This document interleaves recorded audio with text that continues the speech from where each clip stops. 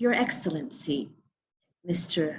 Abderrahim Rahhaly, Ambassador of His Majesty the King of Morocco to the Kingdom of Thailand, distinguished guests, ladies and gentlemen, welcome all of you to the public talk given by His Excellency Mr. Abderrahim Rahhaly, Ambassador of His Majesty the King of Morocco to the Kingdom of Thailand.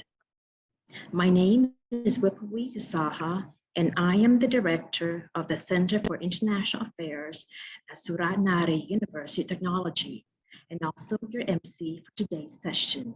It is a privilege and great honor to have the presence of Your Excellency, along with delegates and also Your Excellencies and delegates from all the African embassies resident in the Kingdom of Thailand here with us today in this session. In celebration of African Day, which took place last Wednesday, Suranaree University of Technology is proud to host the public lecture given by Your Excellency on the future is renewable energies, with Morocco as a leading example in Africa. I would like to request the audience to type your questions in the chat box during the session, or direct your questions to the end of the talk, where we will have a Q&A session. And to the audience, and especially to the students of Suranaree University of Technology, please do fill in the evaluation in the Google form that will be given in the link in the Zoom chat box for your attendance as well. And with your permission, Your Excellency, may I have the honor to invite Your Excellency, Mr. Abderrahim Rahhaly, Ambassador of His Majesty the King of Morocco to the Kingdom of Thailand, to deliver your public talk on the occasion to celebrate the Africa Day. Your Excellency, please. Thank you. Joining us in this session. I will stop sharing my session right now so that you can proceed with the sharing. Yes. Thank you very much for your introductory remarks. Excellencies, honorable professors, dear students, ladies and gentlemen, good morning. Thank you for being here, all of you. And I would like to welcome all of you to this public lecture, which will give us the opportunity to tackle one of the most important goals that is globally shared, which is a transition towards renewable energy for the global benefits. As you know, renewable energies transition is one of the clues towards the management of the climate change crisis that we all have to face. The panel will focus on two main elements as announced, namely the Moroccan experience in renewable energies, the main sectors, hydroelectric power, solar power, and wind power. And then the second part will bring the Moroccan way of sharing experience in renewable energies within Africa. But before, let me give you some insight about the incentive behind Morocco's decision to shift to renewable energies, which is mainly the climate change threat. Of course, besides the idea that Morocco's aim was to reduce its dependency to fossil energy with the rising prices and so on, but the main objective was to face, of course, the climate change, which has been identified as one of the most serious crises in regional and international development and peace in the 21st century.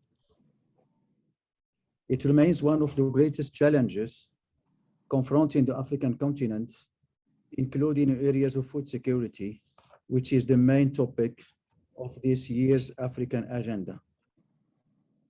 Studies have proved and predicted serious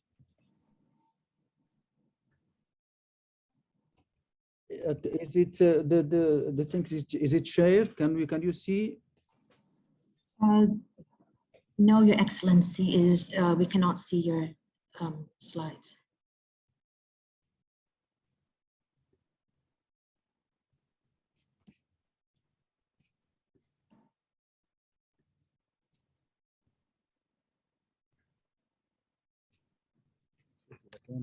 Now, Now?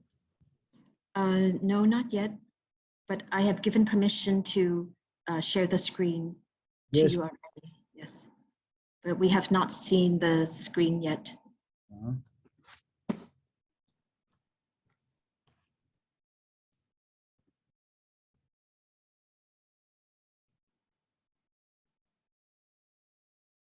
Okay, a few minutes, please, and we will hopefully be able to. Yes, it's the glitches of modern day sessions.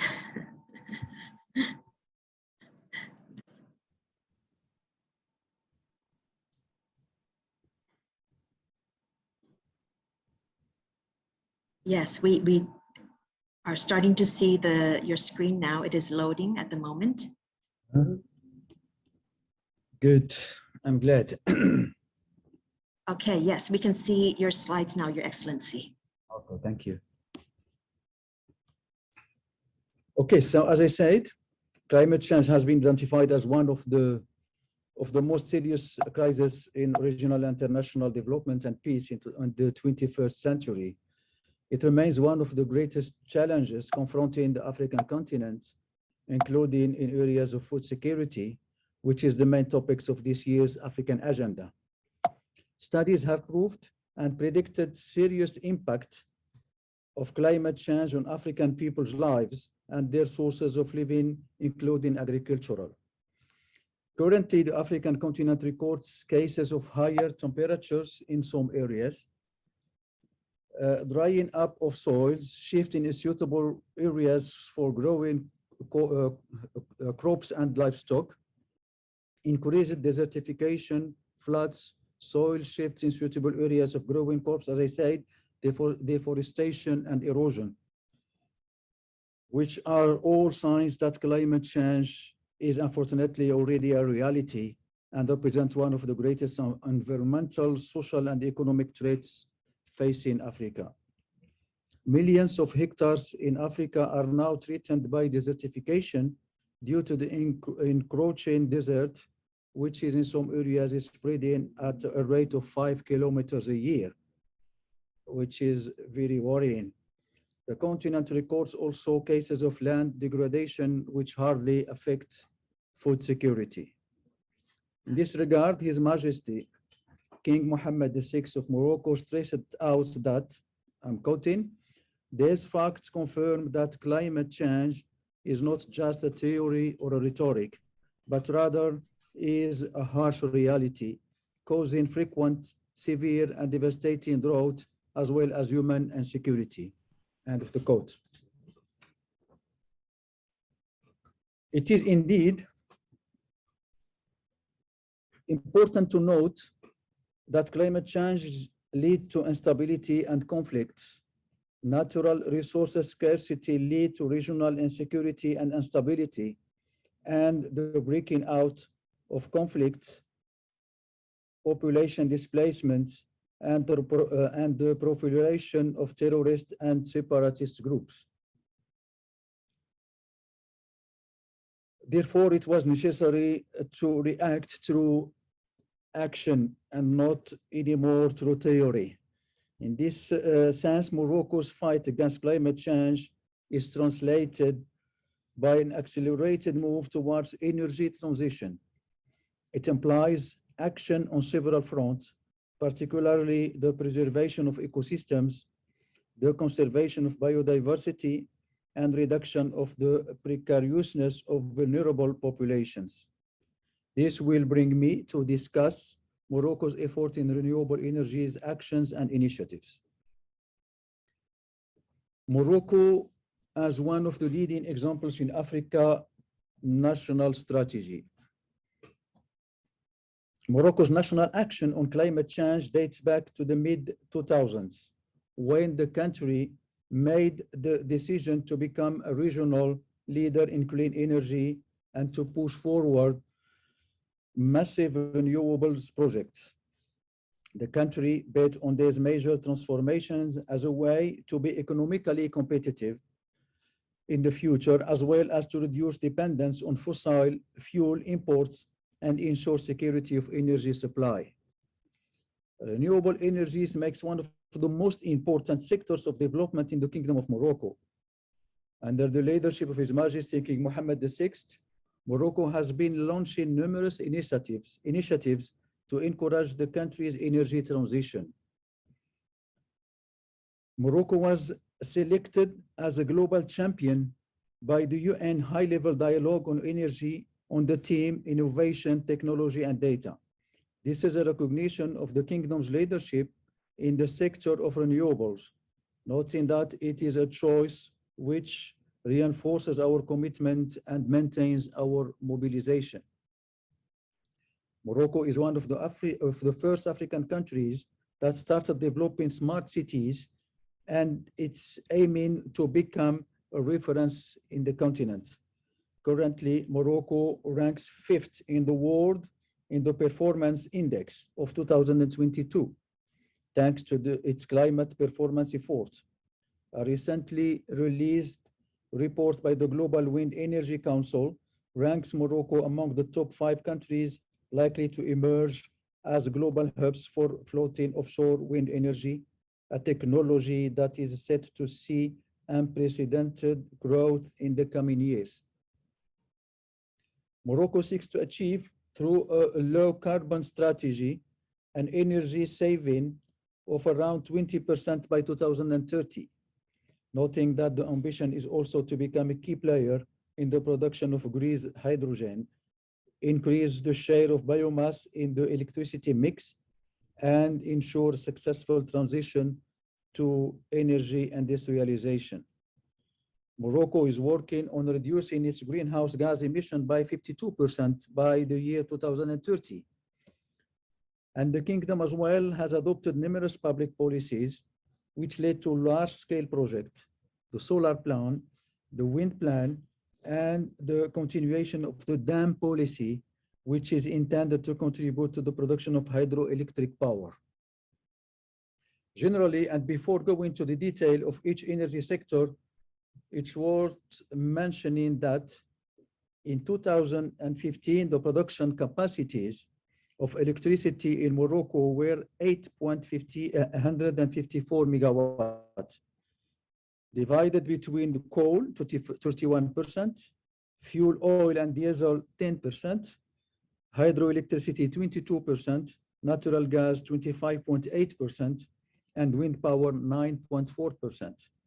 As of now, renewable energies represent 42% of production capacity of electricity for a total of 6,000 megawatts. During COP21 in Paris, His Majesty King Mohammed VI announced the next step forward. By 2030, the production-based electricity from renewable sources will increase to 52% of electrical capacity in total.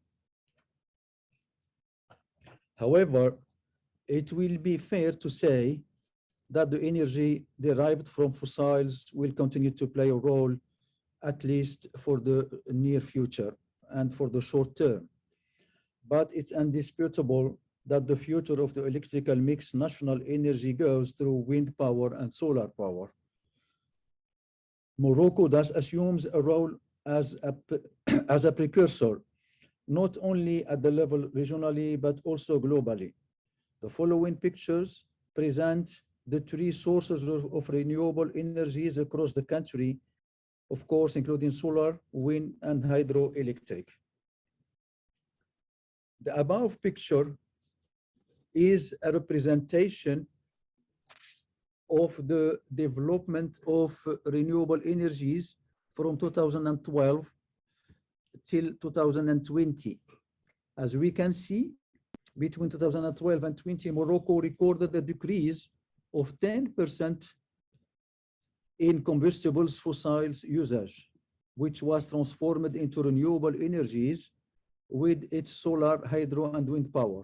In terms of solar energy, with its photovoltaic power and concentrated solar power, CSP, Morocco increased its usage to 14% in 2020 capacity compared to 0.52% in 2012. It has also enlarged its usage of wind energy to reach 14% in 2020 instead of only 5.11 in 2012. We can see from these figures the tremendous steps that was crossed between these two periods. And of course, the trend is going increasingly in the years to come. Now, let's talk quickly about hydroelectric power. Hydroelectric can already be considered a traditional component of the Moroccan power plant fleet, and the potential is already well exploited. The establishment of the capacities of hydroelectricity production began as early as 1960s under the reign of late King Hassan II. The production of hydroelectricity is highly dependent, of course, unfortunately, sometimes on rainfall patterns. Projects are generally developed by the National Office of Electricity. The French abbreviation is ONEE. Currently, there are 1,306 megawatts of hydropower installed, including pumped storage. About 33% of the nation's total electricity production is covered by renewable energy resources such as hydropower, wind, and solar. The National Office of Electricity recently identified more than 125 sites likely to accommodate small power plants and micro power plants. These sites are also interesting for private electricity producers and can be carried out by them, which could be a good incentive for external investments. Until the year 2030, the energy capacity of micro hydropower plants should amount to 3 gigawatts. In addition, Morocco is actively involved in pumping technologies, STEP, the potential of which could amount to nearly 6 gigawatts. Morocco's local electricity production has increased by 4.1% in the first quarter of 2022, compared to an increase of 0.8% a year earlier. Recent data from the Treasury and External Finance Department attributed this development to the nearly 20% increase of the production of renewable energy and an increase of 34.4% in electricity production from the National Electricity Office.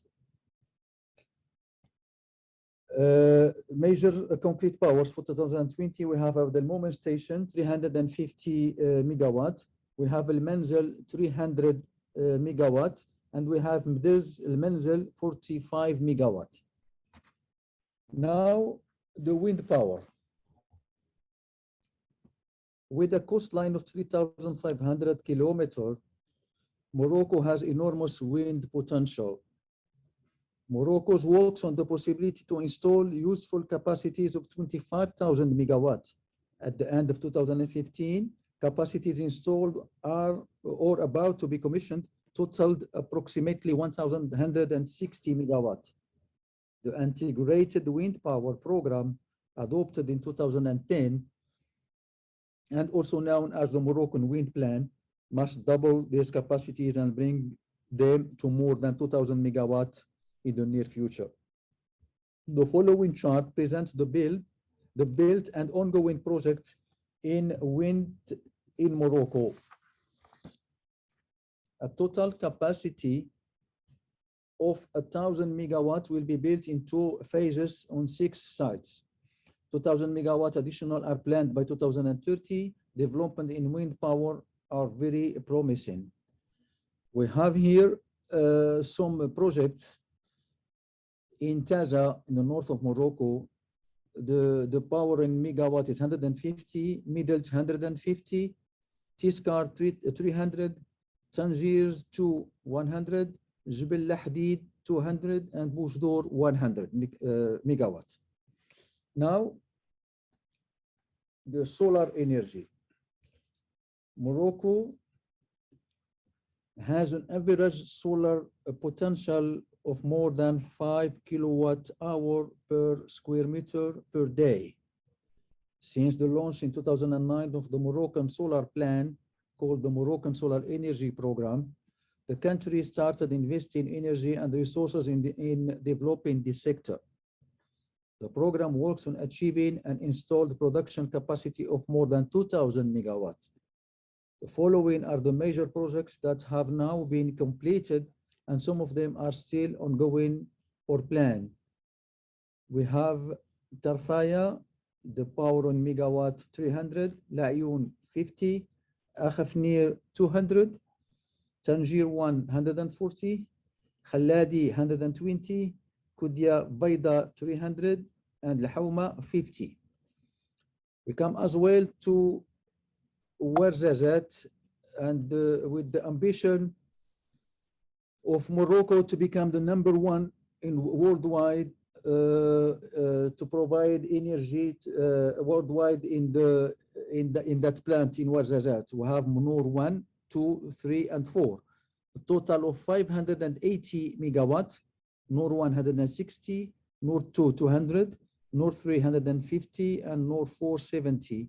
We have Midelt up to 600, Tata up to 600, Ain ibn Mathar 420, Sabkhat Tah 500, Fumelwad 500, and Boujdour 100. With more than 3,000 hours a year of sunshine, Morocco has a considerable solar resources, particularly significant potential in regions with poor network and electricity production capacities. Investment of approximately $9 billion was planned to be launched for 2020 as part of the solar plan. In addition, the ONEE builds for its own account a series of medium-sized photovoltaic power plants, 20 to 30 megawatts, distributed as follows.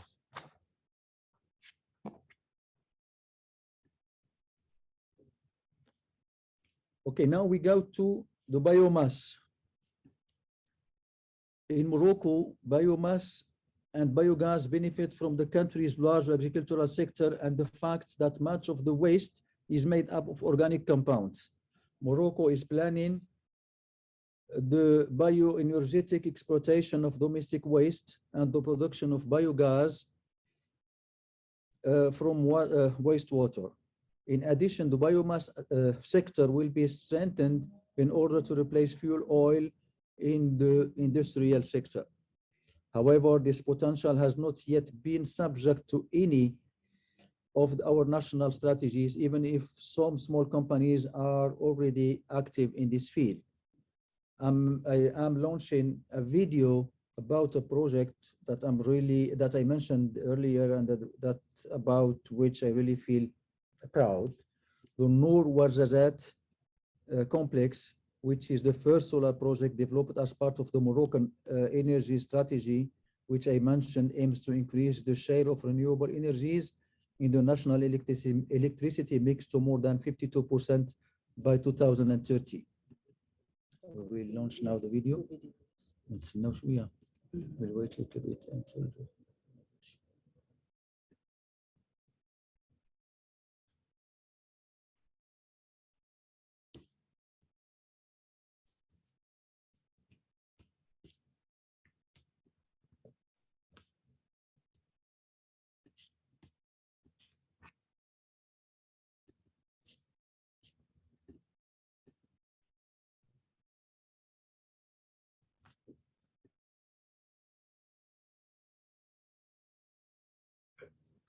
Sunshine. 16, the King of Morocco, opened the first.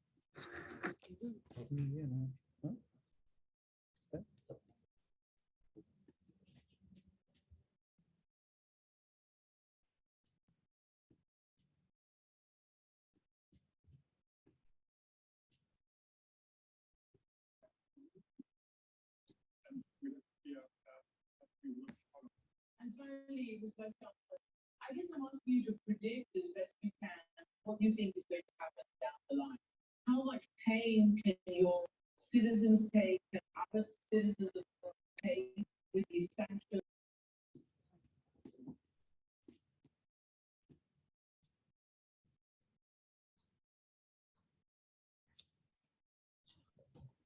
So see, the video is not showing, but we did hear momentarily some voices from the video earlier on, but at the moment the screen is not showing the video. Let's skip the video. Maybe if we can, we will come back to it. If not, I would like just to tackle the last point of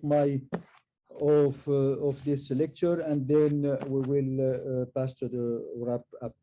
So the last element is Morocco and Africa sharing experience. Africa, a continent which is suffering from the impact of climate change, is a priority in Morocco's collective action. Cooperation occurs through all Moroccan agencies, namely the Moroccan Agency for Sustainable Energy, MAZEN, the Research Institute for Solar Energy and New Energies, RSN, and the Moroccan Agency for Energy Efficiency, IMEE, and with memorandums of understanding with partner agencies across the continent. Morocco is, in fact, strongly attached to supporting transitions to clean energy in broaderly African countries. Morocco, with its tradition of sharing know-how, will continue its dynamic of regional and continental cooperation while maintaining its firm commitment to a solidarity-based development model that preserves the environment. As an African country, and in line with its South-South cooperation with African countries, Morocco is working on spreading the skills acquired in the renewable energy sector through Africa by launching several initiatives, including one, in 2016, following COP22, that was organized in Marrakesh, the Moroccan International Cooperation Agency, IMCI, launched capacity building programs in partnership with the AMEE, the Agency for Energy Efficiency, for partner countries from the African continent. The training usually features the participation of around 20 actors from the private, public, and voluntary sectors from Togo, Senegal, and Mauritania. On December 17, 2018, Morocco organized a workshop on energy efficiency to tackle the African challenge of providing low-carbon lighting to more than 600 million Africans living in rural areas. The workshop aimed at transferring skills in renewables to other countries in the continent. 3, Morocco, through the MAZEN agency, is co-leading with Ethiopia the Coalition for Sustainable Access to Energy in Least Developed Countries, LDC, and other developing countries, ODC. The coalition, whose secretariat is based in Rabat, Morocco, aims to benefit rural, remote, and vulnerable areas in developing countries with energy access, with the ambition of leaving no one behind. The coalition has set a vision to contribute effectively to United Nations goal of 100% energy access in LDC and ODC by 2030. The coalition will be supporting these countries in 3 major areas of work, namely brokering, advocacy and outreach, capacity building and know-how exchange, technical assistance and advisory support. The Global Partnership of Marrakesh for Renewable Energies and Energy Efficiency. It is a forum that aims at consolidating outcomes in the energy sector from COP21 and COP22 and accelerating the transformation of the global energy system by helping initiatives on renewable energy and energy efficiency to share information and best practices, identify key policy drivers, build synergies to improve effectiveness, build capacity to operate efficiently, avoid duplication of efforts, enhance transparency and communications, identifying gaps and enhancing institutional capacity, enable the scaling up of finance and actions, and set the stage for implementation of NDC in the energy sector. The global partnership of Marrakesh aims indeed at assisting the African countries by advancing their proposal for a global renewable energy partnership and continental initiative.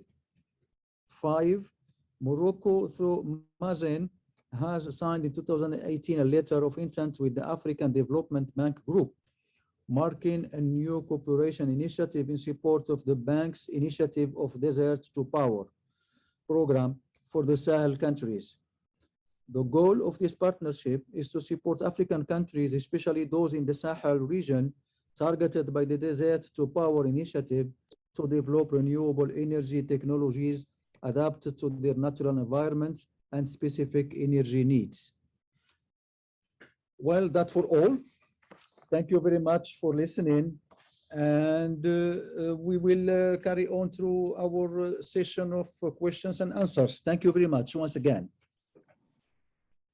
Thank you very much, Your Excellencies. And at this moment, our floor is open to any questions that you may have. And for those who are not fluent in or not confident to ask in English, please feel free to ask in typing in Thai, and I will be happy to translate your questions for you.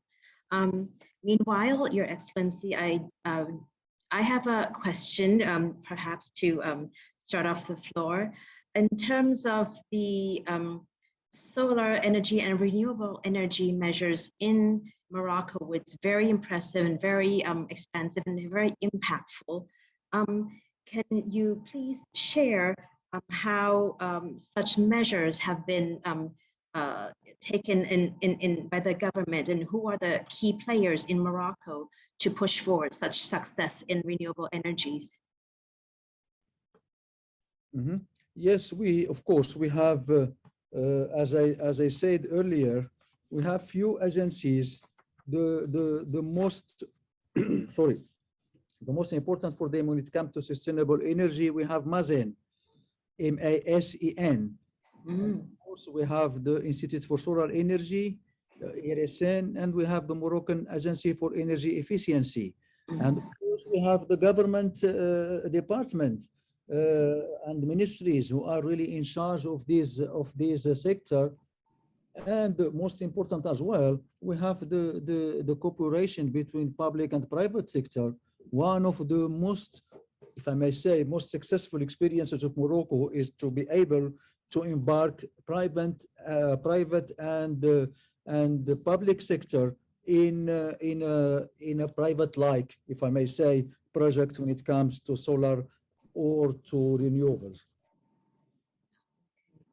And how are there special benefits given to the private sector and to contribute to this renewable energy movement from the government?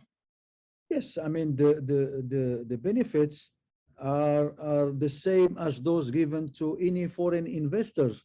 We have a lot of incentives when it comes to the payment of taxes, to the access to a highly skilled and trained workforce. We have many financial incentives as well. And then, of course, we guarantee the stability of the investment. And Morocco is a very stable country politically and economically, and its location is very important in the crossroads of Africa, Middle East, North Africa, and Europe.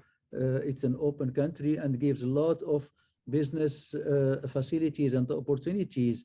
And of course, this, I mean, one of the main incentives is the success itself of this project. When you look at Noor Ouarzazate, for instance, it's basically one of the leaders, if not the number one worldwide, when it comes to solar energy.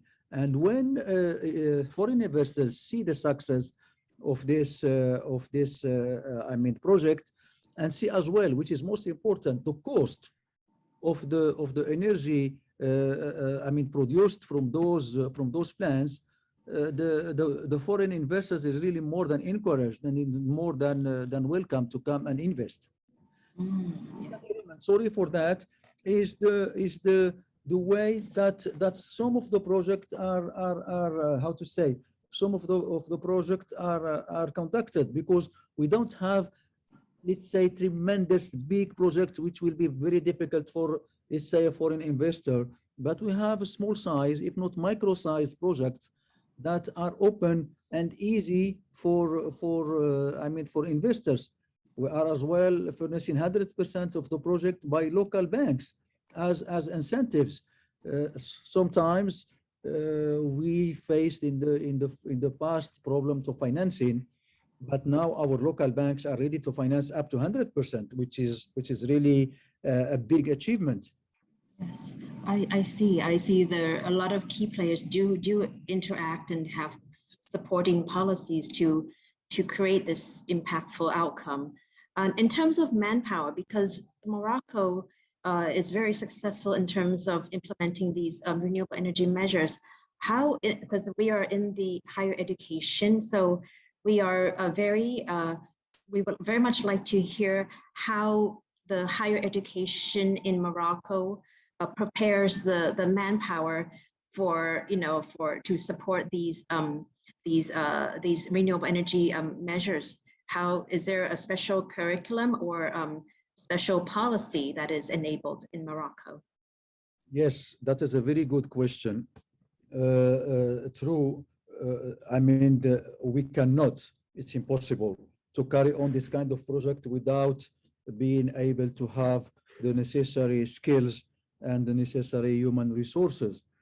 Moroccan higher education, Moroccan universities, Moroccan high schools are on the forefront of the let's say of the training and in the research of the ways and means of developing renewables. We have, if I may say, two parallel approach. One is much more academic. That's through higher education, through a curricula. And we have in the same time a lower, if I may say, lower level where we train our students and our future workforce in what we call the professional in French institute, I mean training institute. We have degrees in technical and to specialize, I mean, in renewables in our technical universities, and we have other highly competitive universities, especially in Marrakesh. I mean that is giving I mean students the possibility of developing this kind of skills. We have Al-Akhawain University, which is an English-speaking university in the city of Ifran, which have a bachelor of 4 years in terms of renewable energies. And also because manpower development and for the industry come hand in hand with the future of development of the country, is there a special policy to support the co-creating education programs between the institutes or universities and the industry for this matter? As I said earlier, we cannot embark in such an ambitious project if we don't have this kind of cooperation. We have, as I said, the ministries, the ministerial departments in charge of energy.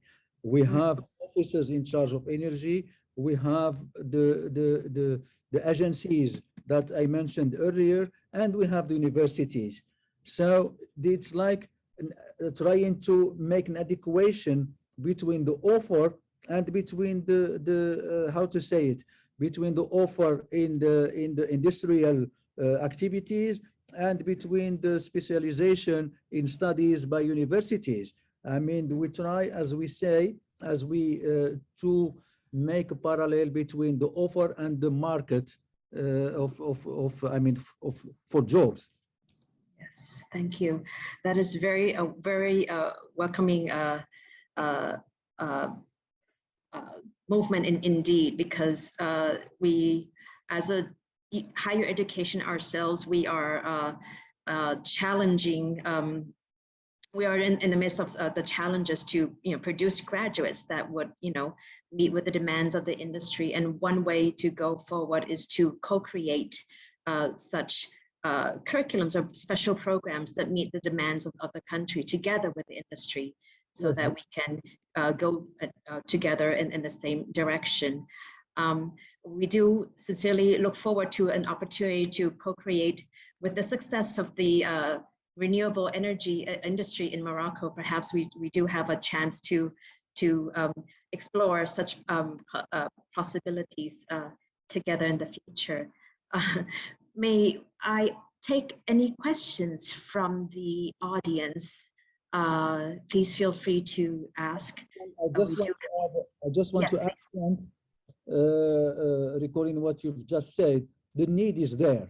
You know that the climate change, the scarcity of the fossil energy, the high prices and the international crisis and so on, that's really pushed to develop this kind of energies, renewables. And in the same time, our universities have to make the lead and accompany these efforts. I forgot to mention Mohammed VI University in Ben Gurir. It's a city near Marrakesh. It's one of our newest universities, has dedicated more than 5 bachelors to renewable energies, with a partnership between the Mazen, the institute that I mentioned, and our educational departments. So the effort is here. The necessary incentives for foreign investments is here as well. When an investor comes to Morocco, he will have the skills, he will have the university students who are really interested, and he will have the workers as well, the manpower, which is highly qualified. This is how to say it, this is an experience that we accumulated through many other sectors. We've done the same in automotive industry, we've done the same in aeronautical industry, and we've done the same in agricultural projects.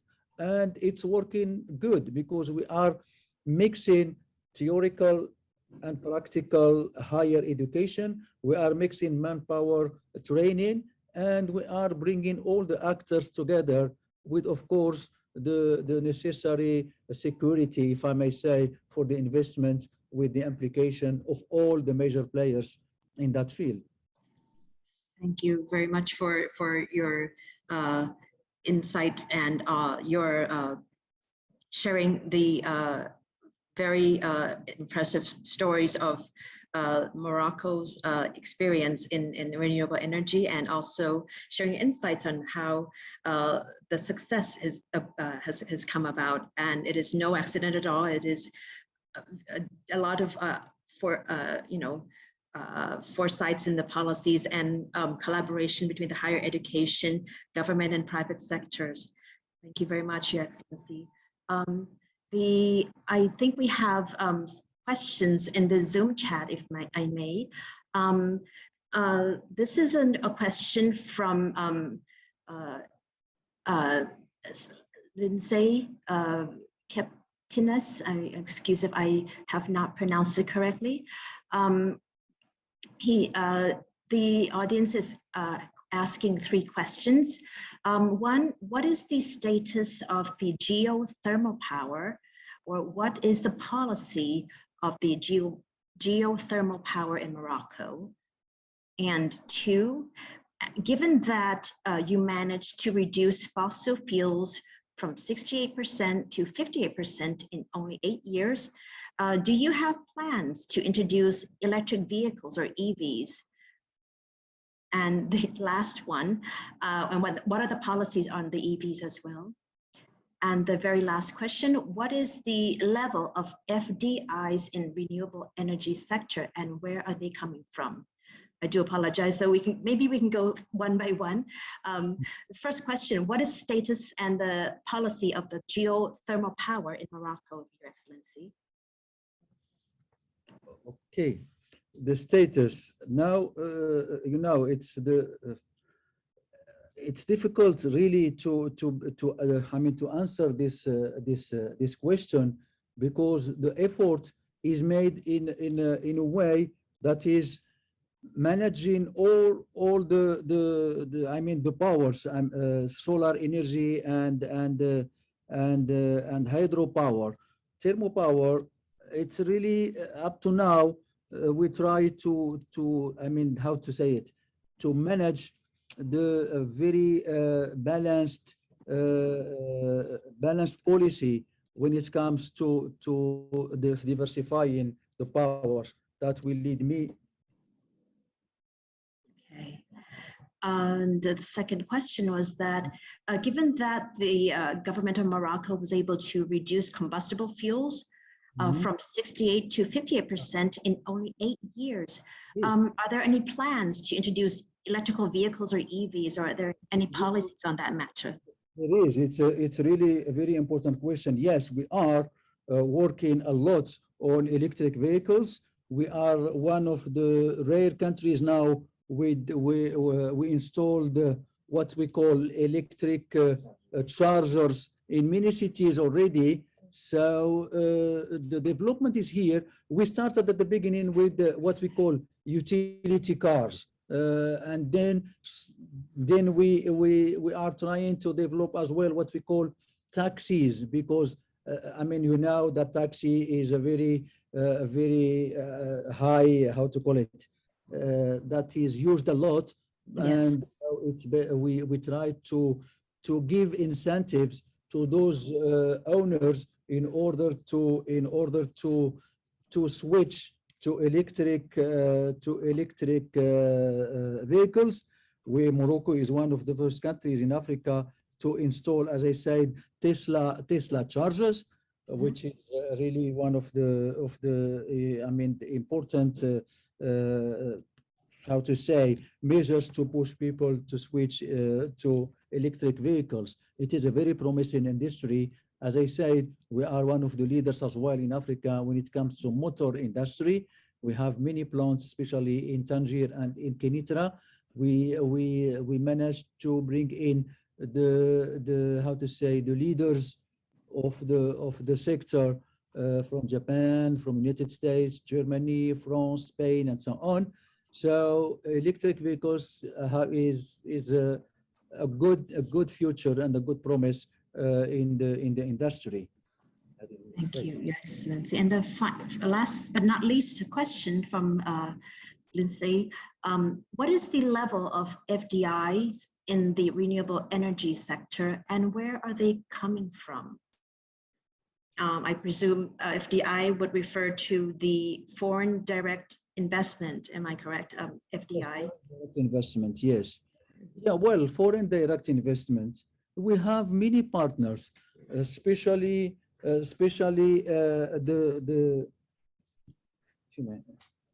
sorry for that. We have many partners.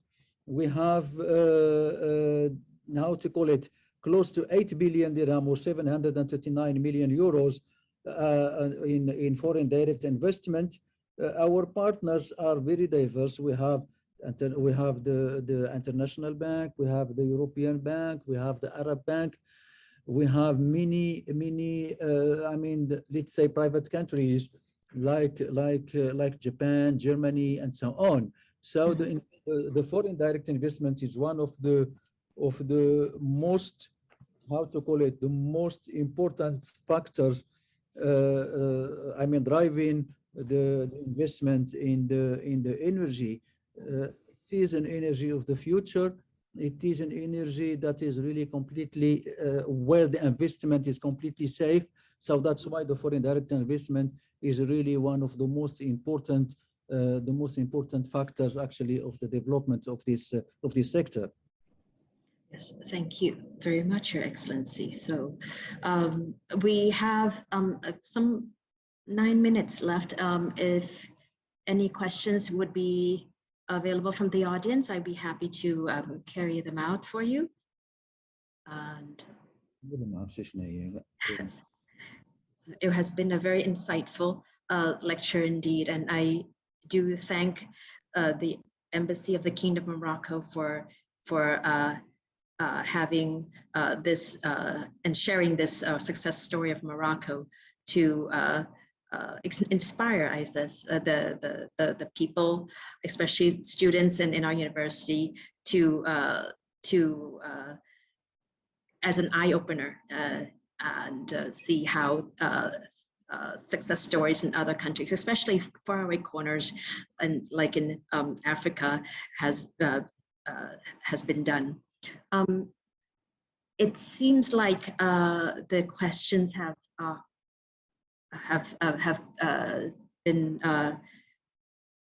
not been appearing. So I presume that I think the audience have been very clear about the public talk, Your Excellency. And